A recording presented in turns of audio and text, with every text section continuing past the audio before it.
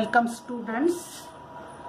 We shall see 2.3 The Little River English Workshop on page number 38. हे सगळं वहीमध्ये लिहायचं आहे, त्यामुळे काळजीपूर्वक बघा. हे आपल्याला पेपरमध्ये विचारलं जाणार आहे, टेस्टमध्ये विचारलं जाणार आहे, त्यामुळे हा इंग्लिश वर्कशॉप पक्का करायचा आहे. एकदम सोपे प्रश्न आहेत. Name the following from the poem. मागच्या वेळेला आपण कविता पाहिली, पाहिजे तर पुन्हा एकदा कवितेचा व्हिडिओ बघा, म्हणजे मग तुम्हाला लक्षात येईल की काय काय लिहायचं. 2 trees कवितेतून नावं लिहायचे. 2 झाडं कवितेत आलेली कोणती आहेत तर mango and palm. Mango and palm, आंब्याचं आणि ताडाचं झाड. 2 animals. आता तिथे आलेले ॲनिमल्स, आपल्याला बर्ड विचारला नाही तर इथे मैना पण आला असता. ॲनिमल्स कोणते आहेत? काऊज आणि जॅकल. पुस्तकात कवितेत बघून स्पेलिंग्स नीट लिहायचे. JACKAL jackal, cows and jackal. 2 seasons. कोणते 2 ऋतूंचा उल्लेख तिथे आलाय तर पहिल्या स्टँजामध्ये समर आणि लास्ट स्टँजामध्ये रेन किंवा रेनी सीझन. समर आणि रेन किंवा रेनी सीझन. 2 non-English words. आलेले इंग्लिश नसलेले शब्द म्हणजे इतर भाषांमधले शब्द आहेत. गमछाज, आषाढ आणि मैना हा एक शब्द आलाय बघा, मैना. तो पण हिंदी किंवा मराठीतला शब्द आहे. गमछा म्हणजे टॉवेल, आषाढ म्हणजे आषाढ महिना आणि मैनाच. नंतर 2 different timings of the day. दिवसातले 2 टायमिंग्स. परस्पर विरोधी शब्द आहेत बघा, डस्क आणि डॉन. डस्क म्हणजे इव्हनिंग, डॉन म्हणजे पहाट, म्हणजे संध्याकाळ आणि पहाट या 2 वेळांचा, दिवसातल्या 2 वेळांचा इथे उल्लेख आहे. Pick from the poem words that describe sounds. आता आवाज दर्शवणारे, ध्वनी दर्शवणारे शब्द आपल्याला लिहायचे आहेत. चर्पिंग, मैनांचा किलबिलाट, त्याला चर्पिंग म्हणलंय. हाऊल, हाऊल कोणाचं? जॅकलचं. कोल्हेकुई, कोल्ह्याचा आवाज. नंतर बॅबलिंग साऊंड, हा तिथल्या हवेचा आवाज किंवा पाण्याचा आवाज.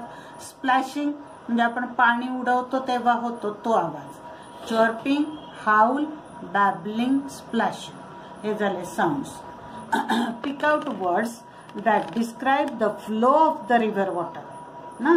आता शेवटच्या कडव्यामध्ये बघा की पाण्याचं, नदीच्या पाण्याचं फ्लो, प्रवाह किंवा वाहनं, यासाठी कोणकोणते शब्द आले तर इन्स्पेक्ट. इन्स्पेक्ट हा एक आलाय. स्ट्रॉंग, टॉरंट आणि स्वर्ल्स. पाण्याचा प्रवाह कसा कसा वाहतोय तर इन्स्पेक्ट. अर्थ मागच्याच बघितले तर आपण स्ट्रॉंग, टॉरंट आणि swirls. Find out 5 lines from the poem that contain the figure of speech alliteration. मागच्या वेळेला मी तुम्हाला अलिटरेशन सांगितलंय, तर त्याच्यामध्ये अलिटरेशन म्हणजे काय असतं? शब्दांची सुरुवात एकसारख्या उच्चाराने होते. शब्दांची सुरुवात एकसारख्या उच्चाराने होते. आता उदाहरणार्थ बघा, ही ओळ आहे. आता underline the initial sounds of words. त्या शब्दांच्या सुरुवातीच्या उच्चारांना अंडरलाईन करा. काऊज अँड कार्ड्स कॅन क्रॉस. इथे कुठे कुठे एकसारखा उच्चार आलाय बघा. क क, काऊज, कार्ड्स, कॅन, क्रॉस. क क उच्चाराने सुरुवात झाली. अलिटरेशन, मराठीमध्ये अनुप्रास अलंकार आपण म्हणतो. एकाच उच्चाराने शब्दांची सुरुवात झाली असेल तर तिथे अलिटरेशन होतो. काऊज, कार्ड्स, कॅन, क्रॉस म्हणून ही ओळ आपण अलिटरेशनचं उदाहरण म्हणून लिहिली. No sign of slime, the sand shine bright. स स स. No sign of slime, the sand shine bright. याला का नाही मी खूण केली तर उच्चार इथे एस असला तरी उच्चार याचा श आहे, त्यामुळे याला अंडरलाईन करायचे नाही. स स स. Girls and boys bathe close to the bank. ब ब ब. At dusk and dawn once their bath is done. ड ड ड. The jackal's howl is heard there at night. ह ह. इथे झाला आपला अलिटरेशन या अलंकाराची, अलिटरेशन अनुप्रास या अलंकाराची 5 उदाहरणं आपण कवितेतली पाहिली. इतर कवितांमधली पण अशी शोधून काढायची. आता pick out 4 lines that contain the figure of speech onomatopoeia. Onomatopoeia मागच्या वेळेला तुम्हाला सांगितलं की जिथे जिथे आवाजाचा संबंध आहे तिथे तिथे ओनोमॅटोपोइया हा अलंकार होतो. आता कवितेतली उदाहरणं बघा. Chirping mynahs through that side. त्या ठिकाणावरून चर्पिंग मैनाज, मैनांचा किलबिलाट, आवाजाला किलबिलाट म्हणजे इथे झाला onomatopoeia. The jackal's howl is heard. जॅकलचा आवाज, त्याची कोल्हे कुई, ही इज हर्ड. हे हाऊल, हा उच्चार, हा आवाज दर्शवणारा शब्द आहे म्हणून अलंकार झाला onomatopoeia. The air is rife with babbling sounds. Babbling हा आवाज झाला, बॅबलिंग आवाज दर्शवणारा शब्द आहे म्हणून इथं onomatopoeia. Splashing with their gamchhas as they wade. पाणी उडवण्याचा, स्प्लॅशिंग पाणी फवारण्याचा, उडवण्याचा आवाज आहे म्हणून इथे ओनोमॅटोपोइया. परत लक्षात घ्या, ओनोमॅटोपोइया हा अलंकार केव्हा होतो तर जेव्हा आवाजाशी संबंधित शब्द त्या ओळीमध्ये येतात तेव्हा, जसं की चर्पिंग, हाऊल, बॅबलिंग, स्प्लॅशिंग. आता next, rearrange the words in alphabetical order. आता इथे आपल्याला काय करायचंय बघा की शब्द बघायचे आणि त्यातले अल्फाबेटिकली लावायचे. आता एक इथे लक्षात घ्या मुलींनो की हे सगळे शब्द एस नी सुरू झालेले, म्हणजे पहिल्या अक्षराकडे बघायचंच नाही, आपण दुसऱ्या अक्षराकडे बघायचं. U, I, L, A, H, T, C, O, W आणि टी. आता यातलं कोणतं अक्षर पहिल्यांदा येतं? U, I, L, A, H, T. आपण दुसरी अक्षरं बघतोय. C, O, W, T. याच्यावरून आता आपल्याला क्रम जुळवावा लागेल बघा. ए वालं सँड आलंय बघा पहिल्यांदा, म्हणून पहिल्यांदा येईल सँड. इथे मी लिहिलेलं आहे बघा सँड. आता एबीसीडी मनात म्हणा, दुसरं अक्षर ए आलं. आता बी दुसरं अक्षर आलेला शब्द नाही. सी आलेला इथे आहे म्हणून तो आला SCOUR scout. A B C, D वाला शब्द नाही, ABCD ई वाला नाही, ABCD EFG एच वाला शेड येतोय नंतर, शेड. मग आय वाला आलाय sign, ABCD EFGH I. JK वाले शब्द नाही, मग एल वाला आलाय स्लाइम, LMNO ओ वाला आलाय साऊंड. नंतर LMNOPQR वाले शब्द नाहीत, S वाला नाही, T वाला आलाय स्ट्रॉंग, नंतर U वाला आलाय समर आणि नंतर W वाला आलाय स्वल. याप्रमाणे याचा आपण क्रम लावलेला आहे. आता दुसऱ्या उदाहरणामध्ये बघा की पहिली अक्षर सेम आहेत म्हणून दुसरी बघायची. ए ए ए, ABCD मनात म्हणली, दुसरी अक्षर ए आली. बँक्स, बेद, बॅबलिंग. या 3 मध्ये आपल्याला आधी क्रम लावून घ्यायचा आहे. मग आता तिसरं अक्षर बघायचं त्या 3 शब्दांचं, N, T आणि B. तर B पहिल्यांदा येतं. ABCD म्हणताना या 3त N, T आणि B मध्ये B आधी येतं म्हणून बॅबलिंग हा शब्द पहिल्यांदा येईल. आता राहिले 2 शब्द ए वाले, बँक्स आणि बेद. त्याच्यामध्ये N आधी येतो म्हणून बँक्स नंतर बेद. आता 2च शब्द राहिले बघा. ए वाले शब्द आपण लावून घेतले, बॅबलिंग, बँक्स, बेद. उरतात 2 शब्द, ब्लॉसम आणि बॉयज. एल आधी येतो का ओ आधी येतो? तर LMNO म्हणजे एल आधी येतो म्हणून ब्लॉसम आणि बॉयज. या पद्धतीने आपल्याला ह्याचा क्रम जुळवायचा आहे. आता तिसरा जे आहे की नाही उदाहरण, हे थोडं अवघड आहे बरं का.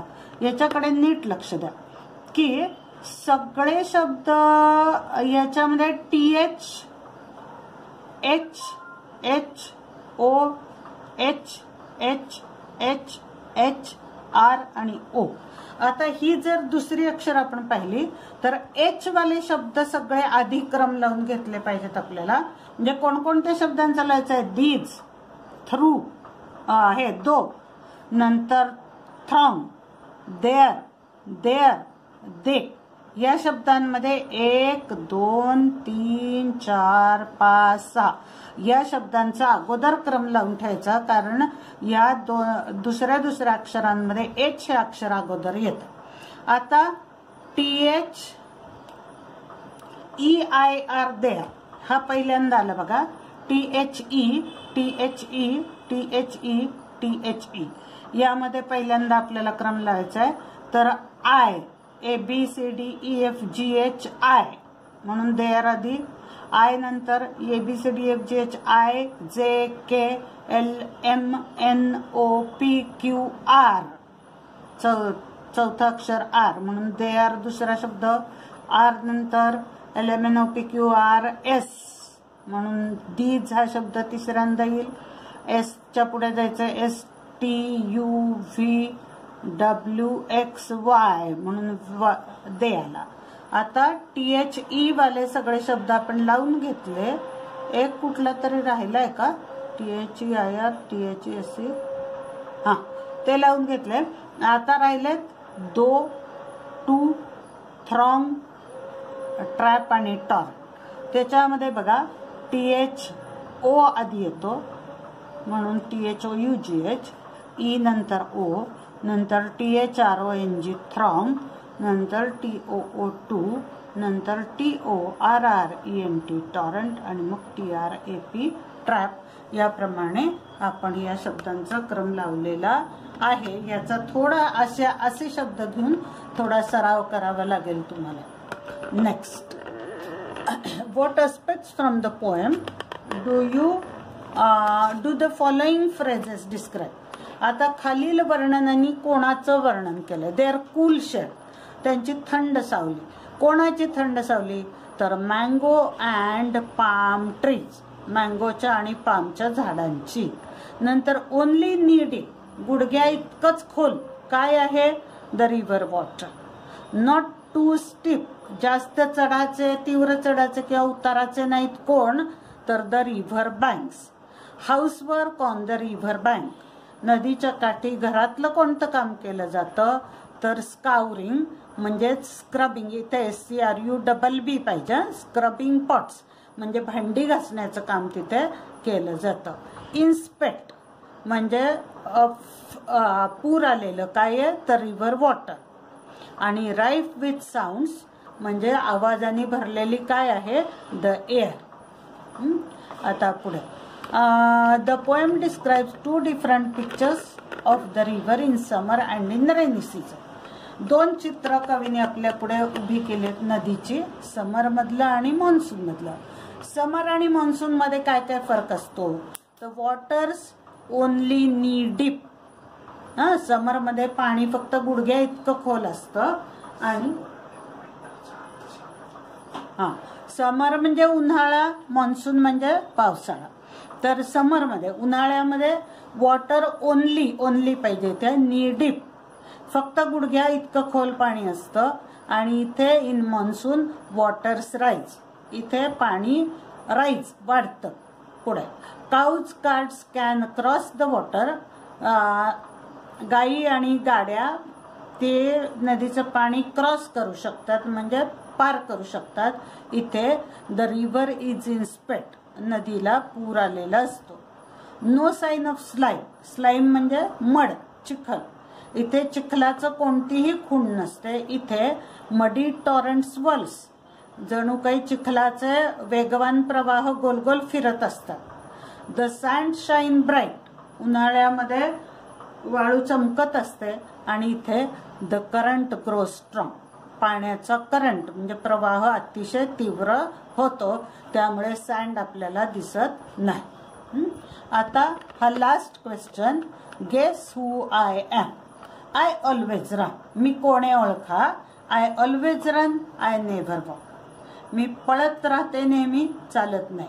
I often murmur but never talk मी पुटपुटते पण कधी मी बोलत नाही. आय हॅव अ बेड मला बेड आहे बट नेव्हर स्लीप, पण मी कधी झोपत नाही. आय हॅव अ माउथ, मला तोंड आहे बट हार्डली ईट, पण मी क्वचितच खाते. I love to fall but can't climb up, मला खाली पडायला आवडतं पण मला उंच जाता येत नाही. Guess who I am, please don't give up. तर याचं उत्तर सांगा कोण आहे ती. तर द रिव्हर. नदीला बेड म्हणजे पात्र असतं पण ती झोपत नाही. नदीचं मुख आपण शोधून काढतो की त्याचं मुख कुठे आहे, तर हे सगळं नदीचं बनणार आहे. It is the river. Try to translate the above riddle in your medium of instruction in a poetic form. ह्याचंच मराठी कवितेत रूपांतर करा. या कोड्याचं मराठी भाषांतर करा की जी जणू काही कवितेसारखं वाटलं पाहिजे आणि त्याचं उत्तर द्या. हे शेवटचं आहे, हे आपण वर्गात घेणार आहोत. थँक्यू.